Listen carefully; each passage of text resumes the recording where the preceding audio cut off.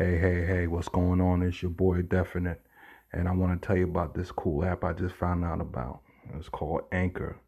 It's a real cool app, man. I think you guys will really feel it. It's easy, it's fun, it's exciting, uh, it's free. That's the best part, and you can make money off it, and you can do it from the comfort of your own home, and it will help you distribute to different platforms where everybody can hear your podcast. So if you ever dreamed about making a podcast, download the app today, Anchor.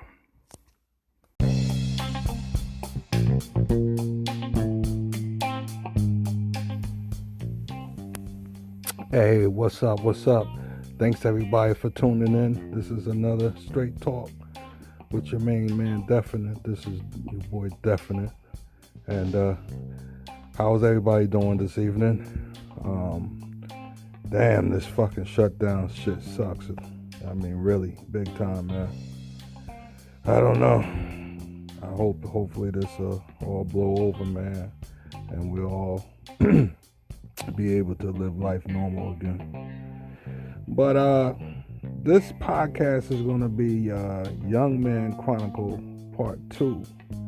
I don't know for those who listened to the first part where I discussed some of my struggles and experiences growing up as a teen in a single mother household, no father, or, like I said, I didn't really have too many role models. I had my grandfather when I was, a kid up until he died. I was 14 when my grandfather died. So, after that, I didn't really have too many role models. I was looking, how to be a man in the streets. Different, neighborhood drug dealers and, the legends of the town that I grew up in. The street legends. For a lot of young teens growing up in the black communities, that those are usually are what we have to look forward, look up to, basically. Street images, street legends, I call them. But I believe for this episode, the part 2 for the Young Man Chronicle, I was going to discuss when I first met my father. My father's name is Vincent. I won't say his last name. And he's from Jamaica. Up until that time, I never knew my father. Always wondered, only thing I knew was his name on my birth certificate and that he was from Jamaica. So, yeah, I grew up not knowing a part of my culture, the West Indian or Jamaican side, because I didn't have any, dealings with my father. I didn't know who he was. So this always was something that, had me curious. I think everybody wants to know where they come from. And, want to know their parents. A mother and father. But unfortunately, for a lot of kids growing up in the black communities, father's not always present, I had a cousin now, he's a year younger than me. We grew up like brothers. And his father was, fortunate to be in his life. His parents were still married. So he grew up with his father. And, his father actually, in my later years, when I was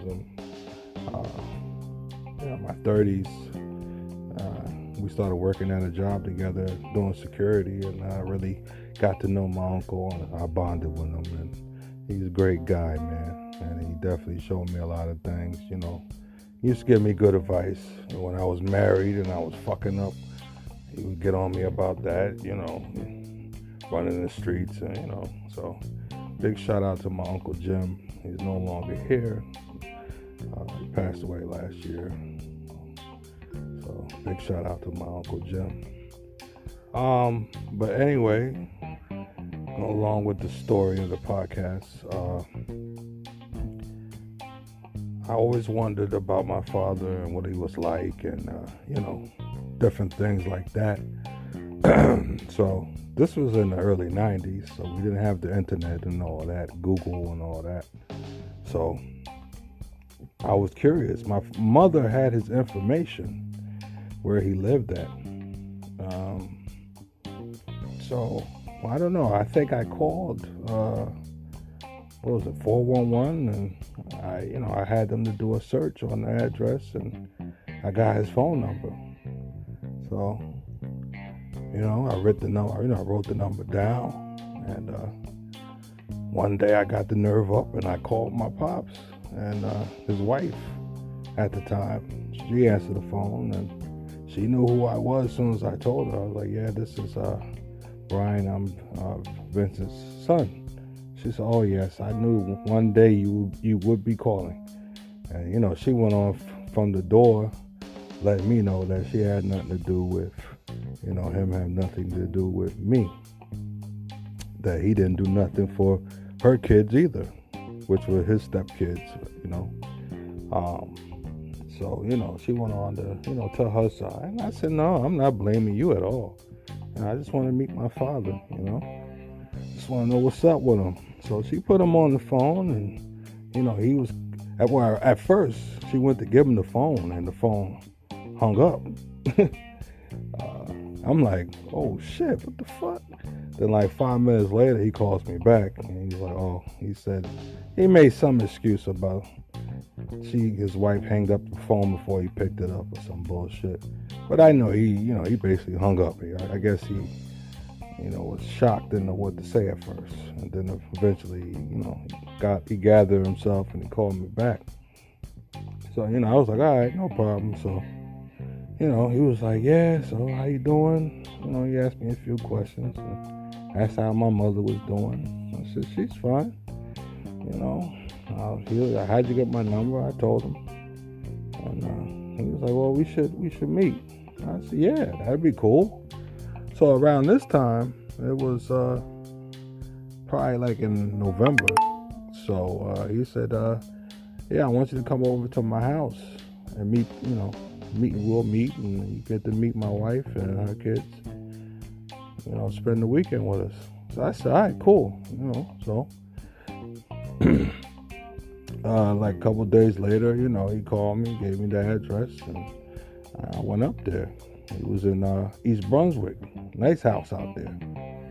So I go out there, and everybody's looking me up and down, trying to see if I look like him, if I have any of his mannerisms. I meet his wife. She was kind of, she was cool, but she was kind of, you could tell like she was very dominating, strong woman, and met his step daughter. I forget her name. She was pretty too, pretty girl. She was from Brooklyn, and I met her. Then I met the son. The son I didn't really care for too much. He was kind of, I don't know. Throughout the dinner, he was just asking me questions, aggressive stuff, and I don't know. He just seemed like he was always trying to pick an argument, or one of those people that like to debate over every fucking thing. I never really got along with people like that. It's cool to ask questions, but when you make fun or belittle somebody else's opinion because you don't agree with it, or then that's where the conversation ends. But I didn't really pay him any mind, man. It was whatever. But so me and my pops hung out. We talked a little bit and stuff, and I spent the weekend there. And after the weekend, it was time for me to go back home. So I said, all right, man. I said, we should do this again. I'd really like to get to know you, man. So he's like, yeah, no problem. This, that, and the other. So we talked on the phone like a couple times after that. I would call him up.